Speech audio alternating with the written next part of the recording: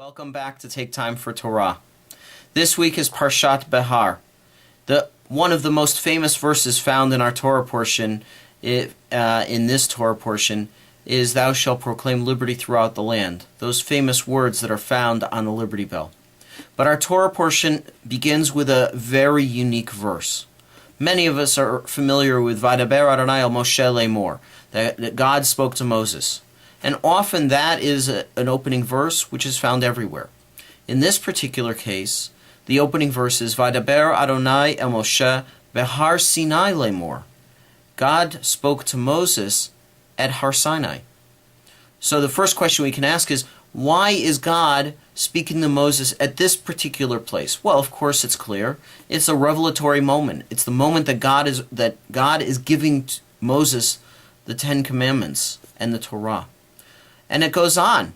It says, "Daber el bnei Yisrael v'amarta alehem," that Moses should say to the Israelites, "Ki tavo'u el haaretz, asher ani noten lachem, v'shavta haaretz Shabbat l'Adonai," that when you enter into the land that I will give to you, that the land will observe a Shabbat l'Adonai, a Sabbath to God.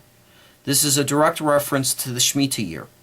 So the first question, which Rashi asked, our 11th century major commentator on the Torah asked, is what's the connection between Har Sinai and Shemitah? Why are they given together? And he begins to answer his own question by first stating that we go into great detail in this week's Torah portion about the observance of Shemitah. Every seventh year, the land will lie fallow and have a Shabbat for God. But he asked the question, what's the connection between Har Sinai and Shemitah? His first answer is that perhaps this is a way for which the Israelites to understand that and for us to understand that all of the Torah and all of the mitzvot were given in detail at Mount Sinai. 1. Klei Yakar teaches us that perhaps if we fully observe Shemitah year, that the land will become like Sinai, and that we will all be gathered together again, just like we once were at Sinai. In a sense, it's another revelatory moment in the making, and we have a possibility to observe that. But others interpret this as saying that why is it that the Torah emphasizes the Shemitah laws here in connection to Mount Sinai? That perhaps it was at Mount Sinai, when no one owned any land in Israel, that they could create a visionary framework by which to live their lives. You see, the revelatory moment at Sinai gave us a chance to create the ideal community, with the ideal laws of how we govern the buying, the selling, and the use of property, which is so important to all of us. Another interpretation has that perhaps just as Sinai was amongst the smallest of mountains, and the words spoken there changed the world, so perhaps the Israelite nation, which is amongst the smallest of nations, has the power through social justice to change the world as well. All of these interpretations point us to freedom, equality, and a sense of community.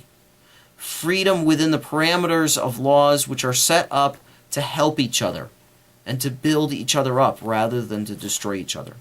A sense of equality, that all people under the law have a chance to make a life for themselves. And finally, this idea of building community.